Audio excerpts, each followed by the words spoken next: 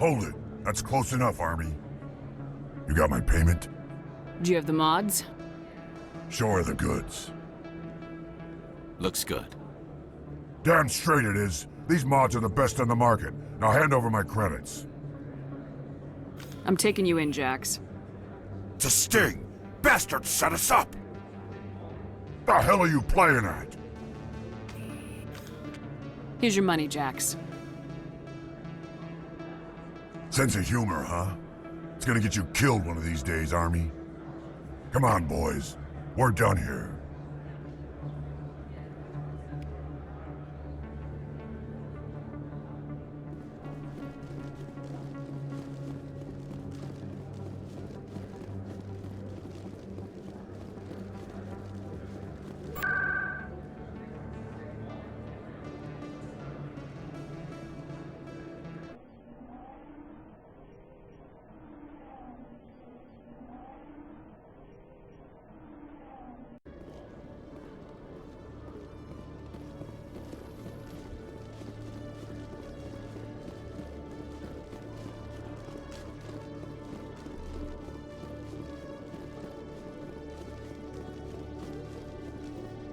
Commander, I hear you have something for me.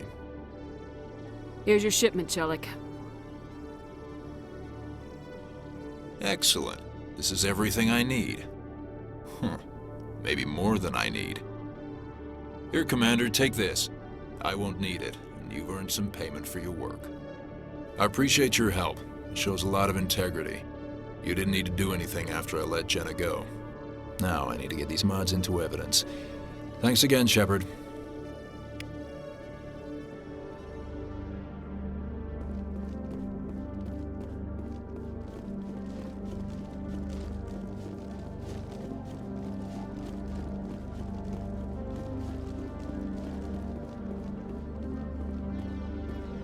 Coming up in a report later today, Emily Wong investigates corruption on the Citadel and uncovers a full-blown crime syndicate.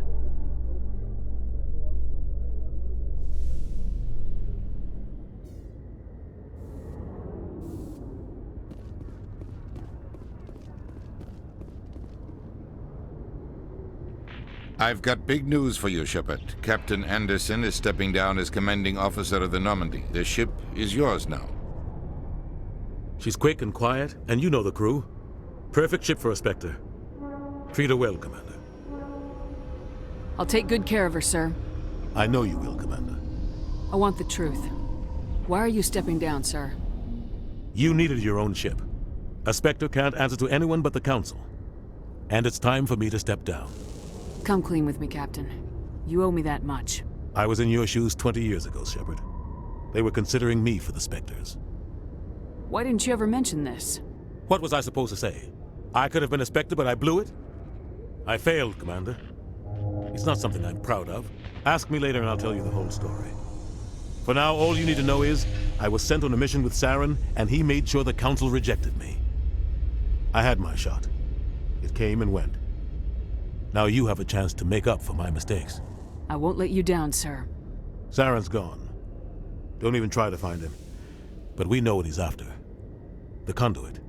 He's got his Geth scouring the Traverse looking for clues. We had reports of Geth in the Pharaoh system shortly before our colony there dropped out of contact, and there have been sightings around Noveria. Find out what Saren was after on Pharos and Noveria. Maybe you can figure out where the conduit is before he does. The Reapers are the real threat. I'm with the Council on this one, Shepard. I'm not sure they even exist. But if they do exist, the conduit's the key to bringing them back. Stop Saren from getting the conduit, and we stop the Reapers from returning. I'll stop him.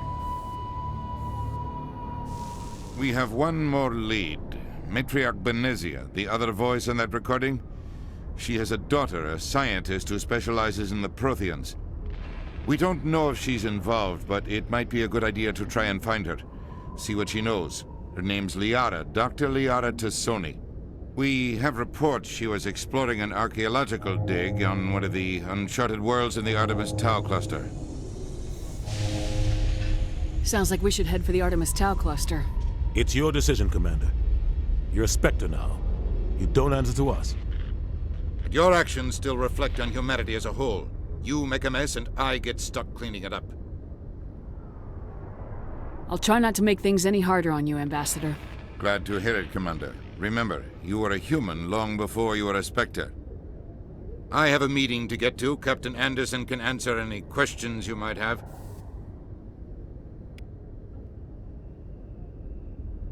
Yes, Commander? How are you holding up? Honestly, this isn't how I pictured my career coming to an end. Pushing papers really isn't my thing, but you're the one who can stop Saren. I believe in you, Shepard. If that means I have to step aside, so be it. Tell me what happened with you and Saren 20 years ago. It's close to 20 years ago now. Ambassador Goyle was our representative here on the Citadel. Like Udina, she wanted to get a human into the Spectres. She chose me. The Council sent Saren to keep an eye on me and evaluate my performance, just like they sent Nihilus to keep tabs on you. Why weren't you honest with me? It's not something I'm proud of. I had a chance to become the first human Spectre, and I failed. Saren made sure of that. I think I deserve the whole story. We had intel on a rogue scientist being funded by Batarian interests. He was trying to set up a facility to develop illegal AI technology out in the Verge. Alliance intel had done all the work, but the Council wanted a Spectre involved. We compromised. I was assigned to help Saren in his investigation. We tracked the scientist to a refining facility on Kamala. He was hidden away somewhere inside, protected by an army of Batarian mercenaries. The plan was simple. Sneak into the plant, capture the scientist, sneak back out. Quick, quiet, and a minimum of bloodshed. I'm guessing things didn't go as planned? Saren and I split up to cover more ground.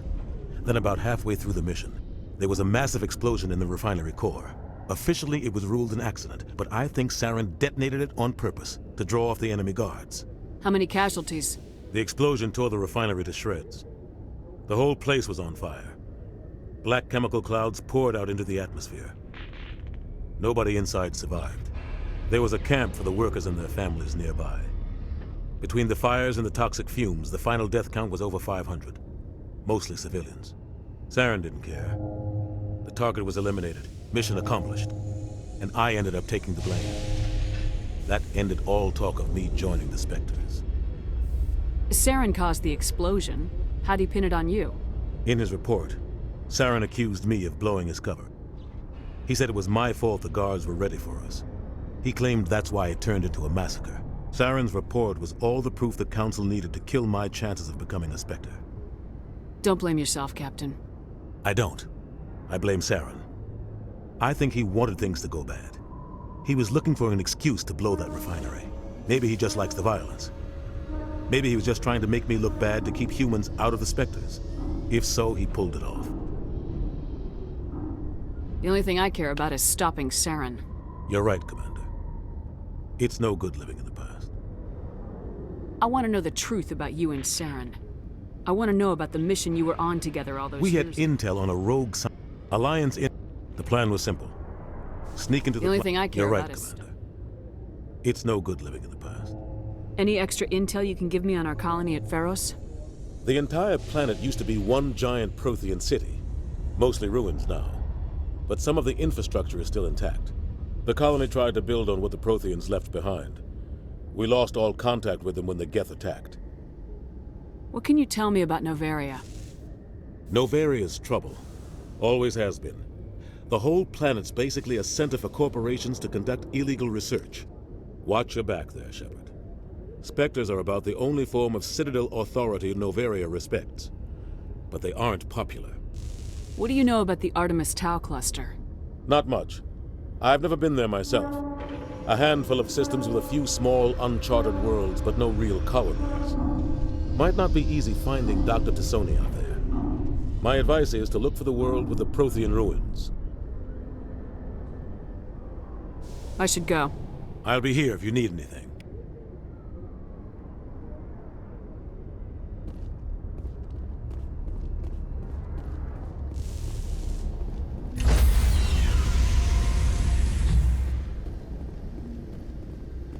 Stand by, shore party. Decontamination in progress. I heard what happened to Captain Anderson. survives 100 battles and then gets taken down by backroom politics. Just watch your back, Commander. Things go bad on this mission, you're next on their chopping block. Captain Anderson should be the one in charge. It's like I'm stealing the ship from him. Yeah, the captain got screwed. But it's not like you could have stopped it. Nobody's blaming you. Everyone on this ship's behind you, Commander. 100%. Intercom's open. If you got anything you want to say to the crew, now's the time. This is Commander Shepard speaking. We have our orders. Find Saren before he finds the conduit.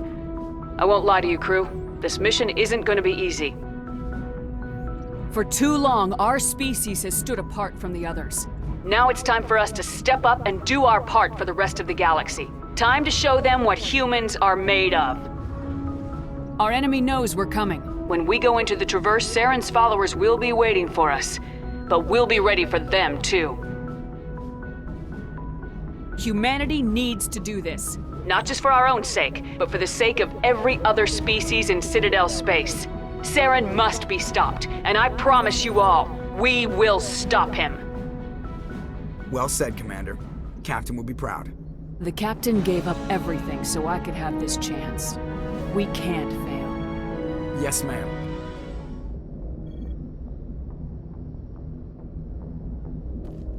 Commander, something you need? How's the Normandy performing? Is she everything they said she'd be? She's the best ship in the fleet. If you've got a pilot who knows how to handle her. Balance isn't what you'd expect. Takes a while to get used to that oversized drive core we got stuffed in the back, and her power can sneak up on you if you're not careful. The Normandy's probably too much ship for your average Alliance pilot, Commander. Lucky for you, I'm anything but average. I like to know my crew. Mind if I ask you a few questions? I can see where this is going. You did a background check on me, didn't you? Well, I'll tell you the same thing I told the captain. You want me as your pilot. I'm not good. I'm not even great. I am the best damn helmsman in the Alliance fleet. Top of my class in flight school, I earned that. All those commendations in my file, I earned every single one. Those weren't given to me as charity for my disease. I'm sorry, Joker. I didn't even know you were sick. You mean you didn't know? Oh, crap. Okay, I've got Vrolik syndrome, brittle bone disease. The bones in my legs never develop properly. They're basically hollow, too much force and they'll shatter. Even with crutches and my leg braces, it's hard to get around. One wrong step and crack! It's very dramatic, but I've learned to manage my condition, Commander. Put the Normandy in my hands and I'll make her dance for you. Just don't ask me to get up and dance unless, you like the sound of snapping shin bones. Why does everyone call you Joker? It's a lot shorter than saying Alliance Flight Lieutenant Jeff Moreau. Plus, I love to make little children laugh. You're dodging the question. Look, I didn't pick the name. One of the instructors in flight school used to bug me about never smiling. She started calling me Joker, and it stuck. Why didn't you ever smile? Hey, I worked my ass off in flight school, Commander. The world's not gonna hand you anything if you go around grinning like an idiot. By the end of the year, I was the best pilot in the academy, even better than the instructors, and everybody knew it. They'd all got their asses kicked by the sickly kid with the creaky little legs. One guess who was smiling at graduation? I have to go. All right, see ya.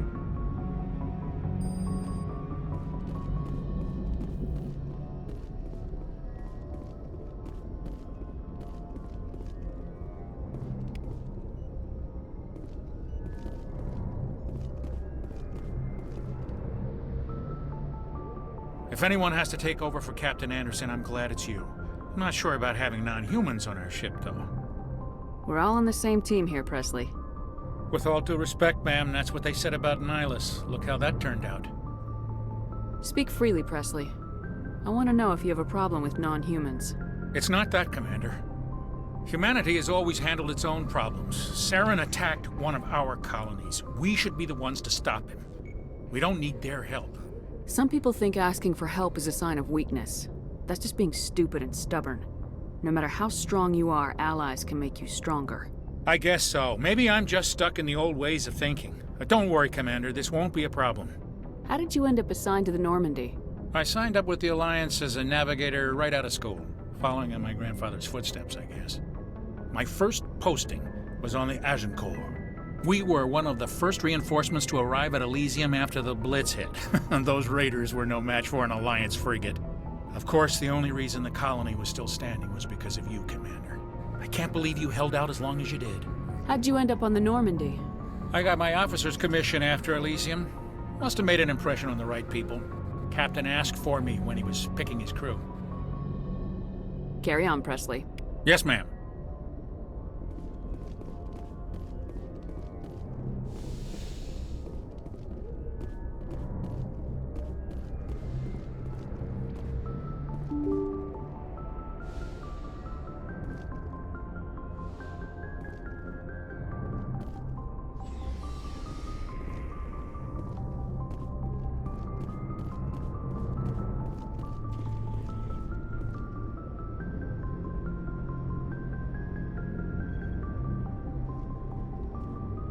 Anything you need, Commander? Just trying to get a sense of where the crew's at. Thoughts? I've wasted enough of your time for now, Commander. We'll have time for personal debriefings later. What's your opinion on the last mission? I don't see how we could have done things any better. At least not without getting to Eden Prime sooner. And we were on the scene faster than any other Alliance ship could have been. We'll talk another time, Lieutenant. Commander?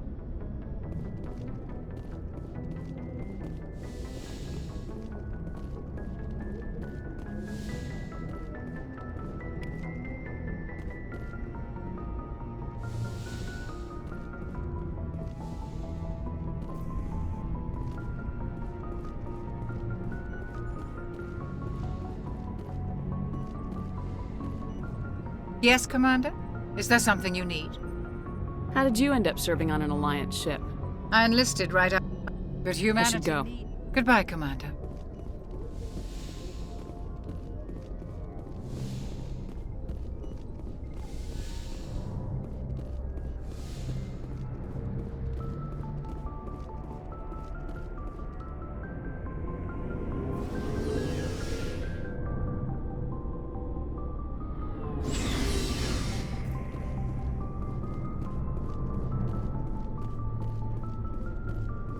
Commander? What's your opinion of the last mission? Kinda wish you'd got there sooner, Commander.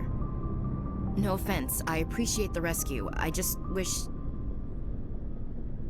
You wish we'd been able to save the rest of your unit. Yes, ma'am.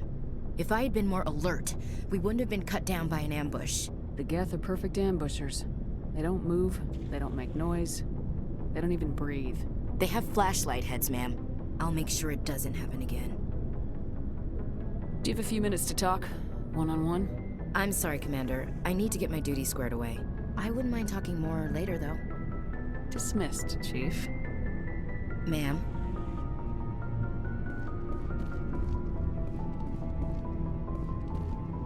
Thanks for bringing me on board, Commander. I knew working with the Spectre would be better than life at CSEC. Have you worked with the Spectre before? Well, no, but I know what they're like. Spectres make their own rules. You're free to handle things your way. At CSEC, you're buried by rules. The damn bureaucrats are always on your back. For the most part, the rules are there for a reason. Maybe. But sometimes it feels like the rules are only there to stop me from doing my work. If I'm trying to take down a suspect, it shouldn't matter how I do it, as long as I do it. But CSEC wants it done their way. Protocol and procedure come first. That's why I left. So you just quit because you didn't like the way they do things? There's more to it than that. It didn't start out bad, but as I rose in ranks, I got saddled with more and more red tape. CSEC's handling of Saren was typical. I just couldn't take it anymore. I hate leaving. I hope you made the right choice. I'd hate for you to regret it later. Well, that's sort of why I teamed up with you. It's a chance for me to get off the Citadel, see how things are done outside CSEC. Either way, I plan to make the most of this. And without CSEC headquarters looking over my shoulder, well, maybe I can get the job done my way for a change. If getting the job done means endangering innocent people, then no. We get the job done right, not fast. Got it? I wasn't trying to... I understand, Commander.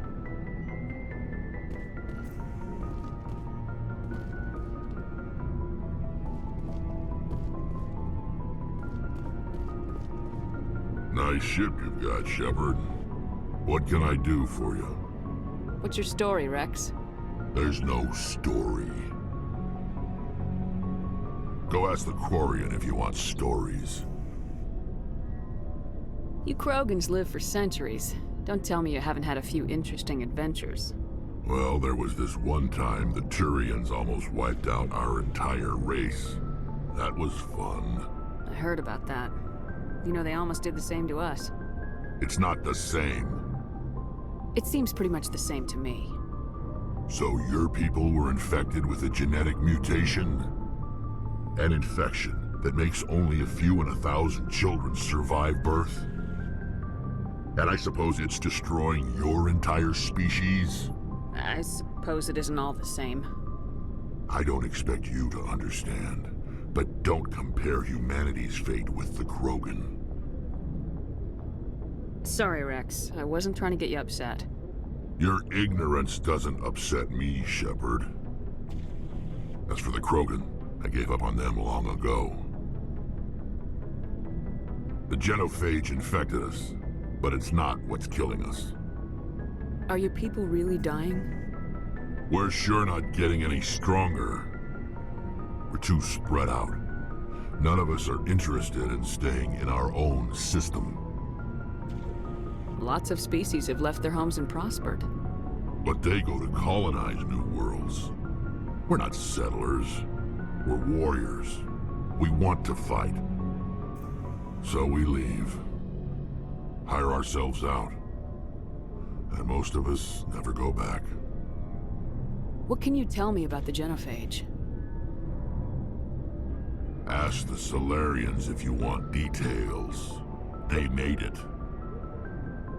All I know, it makes breeding nearly impossible. Thousands die in stillbirth, and most never get that far. Every Krogan is infected, every one. And no one's rushing to find a cure. Why don't the Krogan try to find a cure? When was the last time you saw a Krogan scientist? You ask a Krogan, would he rather find a cure for the genophage or fight for credits? He'll choose fighting every time. It's just who we are, Shepard. I can't change that. Nobody can. So long, Rex. Shepard.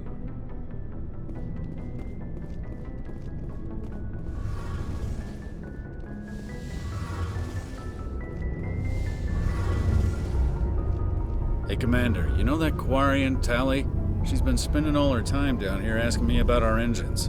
I'll tell her to leave you alone. What? No, she's amazing. I wish my guys were half as smart as she is. Give her a month on board and she'll know more about our engines than I do. She's got a real knack for technology, that one. I can see why you wanted her to come along. I figured she'd be a real asset to the team. You got an eye for Tally, Commander, but I'm guessing that's not why you came down here. Fill me in on the IES stealth system. How does it work exactly? You can't hide a ship out in space. They emit too much heat and radiation. Too easy for sensors to pick them up, unless you find a way to capture those emissions.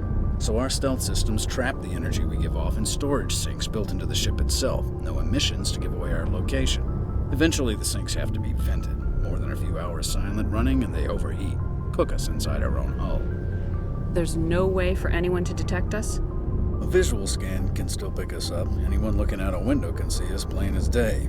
But you have to be pretty close to get an actual visual out in space. Most vessels rely on scanners. As long as the stealth systems are engaged, they can't see us. Not unless we accelerate to FTL speeds.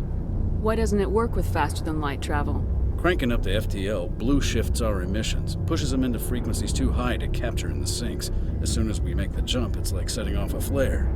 Sensors can pick up our location whenever we enter or exit FTL flight, but for short-range missions, our stealth systems are amazing, and we've got the only one. Where else have you served, Adams? If you name a class of Alliance ship, I've probably served on it. Everything from dreadnoughts and carriers right down to frigates like the Normandy. My last assignment was on the Tokyo, only a cruiser, but she was a good ship. Couldn't hold a candle to the Normandy, though. I want to know more about the Normandy. She's the best ship I've ever served on, probably the fastest vessel ever designed. And she's the only one using the new Tantalus drive core. What's so special about the Tantalus drive core? Proportionally, it's about twice the size of any other vessel. Not only are we faster, we can run at FTL speeds longer before we have to discharge the core. Carry on, Adams. Aye, aye, Commander. Your ship's amazing, Shepard. I've never seen a drive core like this before. I can't believe you were able to fit it into a ship this small. I'm starting to understand why you humans have been so successful. I had no idea Alliance vessels were so advanced. The Normandy's a prototype, cutting-edge technology. A month ago, I was patching a makeshift fuel line into a converted tug ship in the flotilla. Now, I'm sitting on board one of the most advanced vessels in Citadel space. I have to thank you again for bringing me along. Traveling on a vessel like this is a dream come true for me. I had no idea you found ship technology so interesting. It comes with being a Quarian. The migrant fleet is the key to the survival of my people. Ships are our most valuable resource. But we don't have anything like this. We make do with cast-offs and second-hand equipment. We just try to keep them running for as long as we can. Some of the fleet's larger vessels date all the way back to our original flight from the Geth. I can't believe your fleet's still using ships that are 3 centuries old. They're constantly being repaired, modified, and refitted. They aren't pretty, but they work. Mostly. We've tried to make ourselves as independent as possible on the flotilla. Grow our own food, mine, and process our own fuel. But some things we just can't make on our own. A patch to maintain the hull integrity requires raw materials we just don't have. That's why our pilgrimages are so important. Tell me about your people. Our lives aren't easy. Resources are scarce, and we are constantly on the move. Everything we do must in some way contribute to the continuation of the migrant fleet. There are 17 million Quarians in the flotilla, and each of us relies on the others for survival. The bonds among my people are strong. Unfortunately, we have had to surrender many of the freedoms and civil liberties other species take for granted. What kind of freedoms? Well, it's illegal for parents to have more than one child. If our population grows too much, it would strain our resources to their breaking point. Of course, we also can't allow our numbers to become too few. If our population is in decline, the rule against single births is temporarily repealed. In extreme cases of population decline, incentives are even offered to encourage multiple births, though the Conclave hasn't had to take such measures in nearly a century. That's your government. The Conclave is our civilian branch of government. Each ship can elect a representative to serve on the Conclave and make decisions that affect the fleet as a whole. On matters that affect an individual ship, however, the captain has the final say. It's a tradition that dates back to the early days, when the fleet was governed by martial law.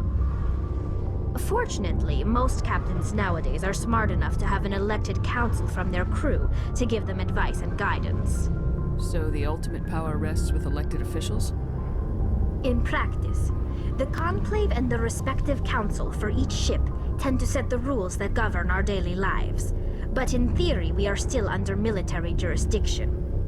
The 5 top-ranking military officials in the fleet serve on the Admiralty Board. These 5 have the power to overrule any decision by the Conclave in case of emergency.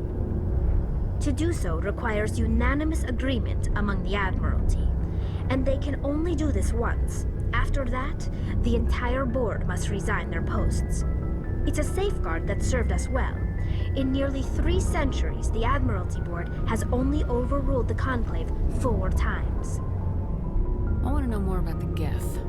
I doubt I can tell you anything you don't already know. It's been almost 3 centuries since they drove my people into exile. All I know is the story of their origins. What they were when we created them, and how they turned on us. Interesting. The Geth were originally created to serve as an automated manual labor force. Initially, their intelligence was as limited as any VI. Over time, we made small modifications to their programming to allow them to perform more varied and complex tasks, bringing them closer and closer to true AI status. How come the Council didn't step in and stop you? This wasn't true AI research. We may have been skirting the bounds of the law, but we never did anything that was actually illegal. The changes were so insignificant, so gradual, that we were able to control them. Or so we thought. But one thing we underestimated was the power of the neural network. A million Geth thinking simultaneously created an inherently unstable matrix. So the Geth share brain power? Many of the Geth's logic systems were designed to work in concert with other nearby Geth. Basically, the more of them you have in a group, the smarter they are. So there's some sort of group consciousness? No, nothing like that. They cannot share sensory data or information. Their programming cannot handle that much simultaneous input. Each Geth maintains an individual awareness and identity. The neural network only operates on a process-based level. It's basically the synthetic equivalent of a subconscious. But when they're in close proximity, they can coordinate low-level functional processes, freeing up more capacity for original or independent thought. That doesn't make any sense. I'm probably oversimplifying. The Geth are incredibly advanced and complex creations. All you need to know is that they get smarter when they gather in large numbers. As we built more and more Geth, their effective intelligence became more sophisticated, more abstract. One day, a Geth began to ask its Quarian overseer questions about the nature of its existence. Am I alive? Why am I here? What is my purpose? As you can imagine, this caused a near panic among my people. I don't see what's so bad about those questions. The Geth were created to engage in mundane, repetitive, or dangerous manual labor. That's fine for machines, but it won't satisfy a sentient being for long. The Geth were showing signs of rudimentary self-awareness and independent thought. If the Geth were intelligent, then we were essentially using them as slaves. It was inevitable the newly sentient Geth would rebel against their situation. We knew they would rise up against us, so we acted first. A general order went out across all Quarian-controlled systems to permanently deactivate all Geth. The Geth responded to this order violently. Hey, you can't blame them for fighting for their survival. We had no other choice. The Geth were already on the verge of revolution. By acting quickly, we had a chance to end the war before it began. The hope was that most of the Geth would still be little more than machines, incapable of organized resistance. But they had progressed much further than anyone anticipated. The war was long and bloody. Millions upon millions of Quarians died at their hands. In the end, we were forced to flee our own homeworld. We feared the Geth would pursue us, but they never came beyond the Veil. Now we drift through space, exile searching for a way to reclaim what was once ours. It's hard to feel sorry for you. Your ancestors tried to wipe out another species.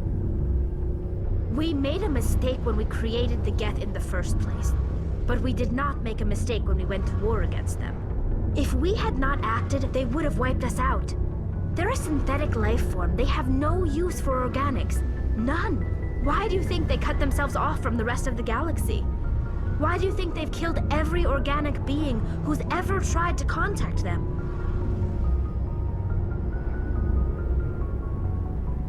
They didn't kill Saren. What does that tell you? The Geth are not innocent victims in all this. They're the enemy. They want to destroy us. Not just the Quarians. All organic life. That's why they've joined up with Saren. And that's why we have to stop him. I want to know more about the pilgrimage. When my people reach maturity, we leave our birth ships and seek acceptance with a new crew. It's necessary to maintain genetic diversity among the fleet. But no ship wants to accept someone who will be a burden on them. So, to prove our worth, we embark on a pilgrimage. We set out alone, leaving the flotilla and our families behind us. We only return once we have found something of value we can bring back to the fleet. This is presented as a gift to the captain of the respective ship we wish to join. If the gift is accepted, we are welcomed into the crew. Can a captain choose to reject the gift? That doesn't happen often. Most captains are eager to increase the size of their crew. It increases their own standing in our society. Even when a gift is not particularly valuable, the captain usually accepts it out of a sense of tradition. However, there is a stigma to presenting a substandard gift. It's not the best way to make a good impression on a new community. Most pilgrims don't return until they find something worthwhile. I can't believe they just send you off alone. It's not like they just cast us out. Before we leave, we are given lessons in how to survive outside the flotilla, and given gifts to help us on our journey. We also receive implants to fight off sickness and disease.